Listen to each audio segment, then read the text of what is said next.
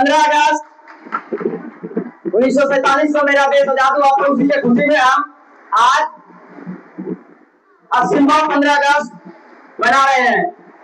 इस अवसर के अवसर पे मैं आप लोगों को बहुत बहुत बधाई देता हूँ। ये तिरंगा जो आसमान में लहरा रहा है 3 कलर का, ये ऐसे नहीं मिल गया है, इसमें लाखों लोगों ने अपनी जान कुर्बान कर दिया है।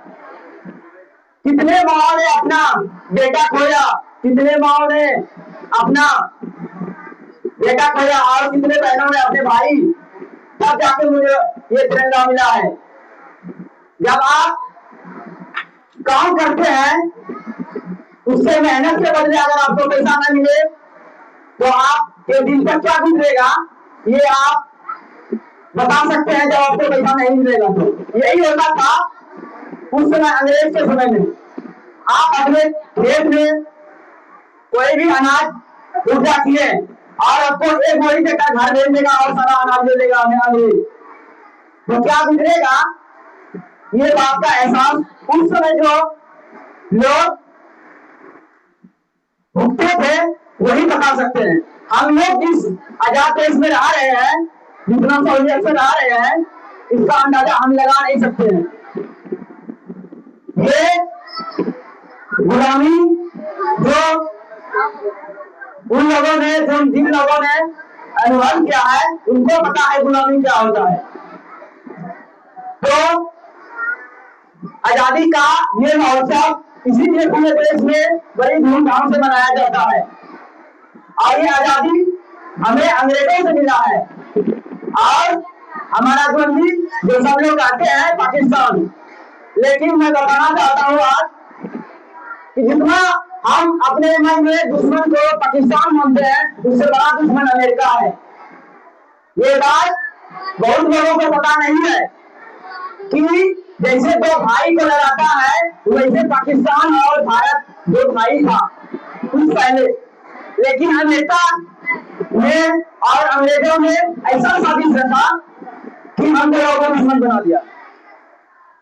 उसके दिल में हिंदुस्तान के प्रति जहर भर दिया और हमारे प्रति उस पाकिस्तान के लिए जहर भर दिया और दोनों को लड़ाकर वो क्या करता है, अगर तुम्हारा बारूद गोला खत्म हो गया तो कहेगा कि लो हम बना के देंगे, तुम लड़ो। दोस्तों, जिस दिन पाकिस्तान और भारत मिल जाएगा पूरा दुनिया में तहलका मचाएगा। ये बात इतनी आसानी से जो बोला गया है ये इतना कॉम्प्लेक्स नहीं है। और पाकिस्तान मेरा दुश्मन है अभी, लेकिन इस पर ज्यादा फोकस नहीं करना चाहिए जितना अपने ऊपर करना चाहिए। तो अपना ताकत बढ़ाओगे तो ठीक का और दूसरे का ताकत खुद नीचे हो जाएगा। गिद्ध या चील के बीच में जब तैयार करता है तो चील क्या करता है, धीरे धीरे अपना ऊंचाई बढ़ाने लगता है। क्या होता है कि कौवे को सांस मिलना बंद हो जाता है। हम जानते हैं कि पृथ्वी से जैसे जैसे हम ऊंचाई पर जाते हैं ऑक्सीजन कम होने लगता है, लेकिन चील में एक ऐसा खामियात है कि वो ऊंचाई पर कम ऑक्सीजन में भी उड़ान भर सकता है, लेकिन कौवा में और पूरा काम नहीं है। कौवा जैसे जैसे ऊपर जाएगा तो ऑक्सीजन कम होने पर उसका दम घूमने लगेगा, लेकिन चील में ऐसा नहीं होता है। इसलिए हम अपने पर फोकस करें, अपना ताकत बढ़ाएं। दूसरा क्या कर रहा है इसको भी नजर डालना चाहिए, लेकिन मेरा ज्यादा फोकस अपने पर डालना चाहिए, दूसरा पर नहीं।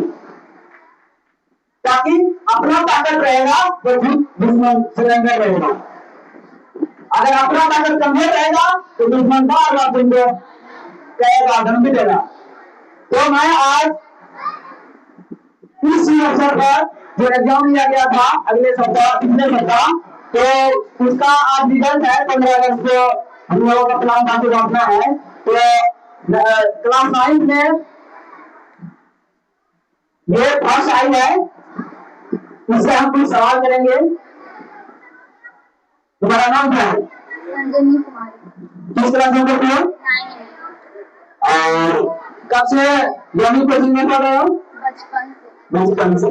देखो ये बचपन से आज तक पढ़ रही है और ये तब तक बन जाए। और ऐसे विद्यार्थी है जो 2 दिन आएंगे, साल भर आएंगे, फिर आ जाएंगे, उसका कभी हिलाने नहीं होता है। ये बात समझ लीजिए।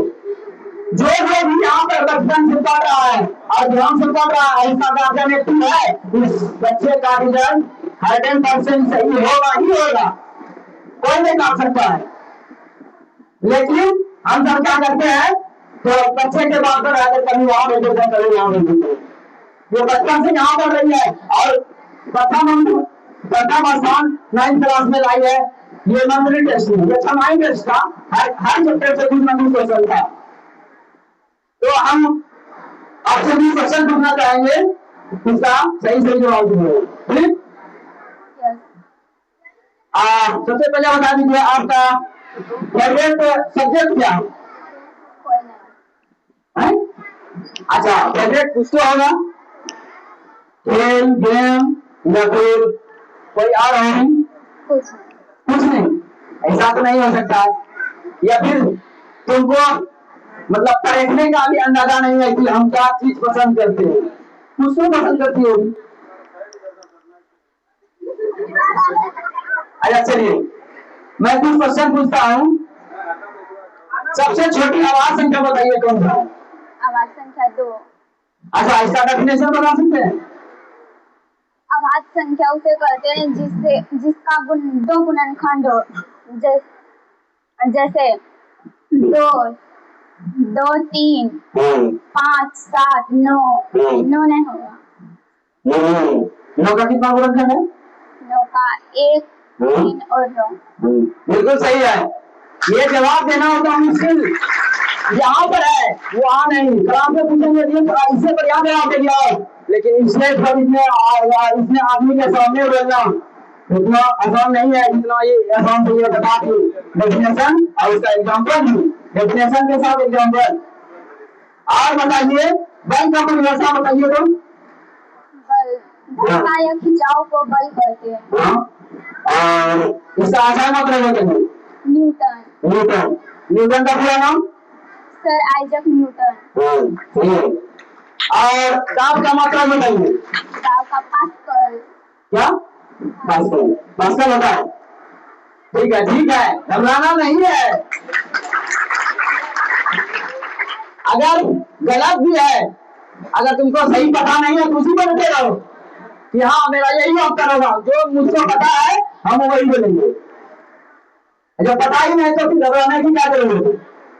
आज और बताइए कुछ केमिस्ट्री में पूछते हैं।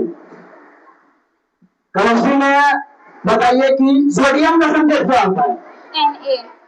और उसका लैटिन नाम बताइए। क्या होता है? चलिए अभी रिकॉल नहीं कर पा रही है लेकिन उसको पूरा याद था। और बताइए पोटेशियम का संकेत बताइए। के। पोटेशियम का के। क्लोरीन का Cl। और हाइड्रोजन का H। हीलियम का He। नियॉन का N। नियॉन का Ni। Ni से नहीं, नियॉन का Ne। हाँ Ni। ठीक है, धन्यवाद। आप बहुत अच्छे से जवाब दिए और इतना जल्दी जल्दी जवाब देना मुश्किल होता है स्टेज पर। Thank you.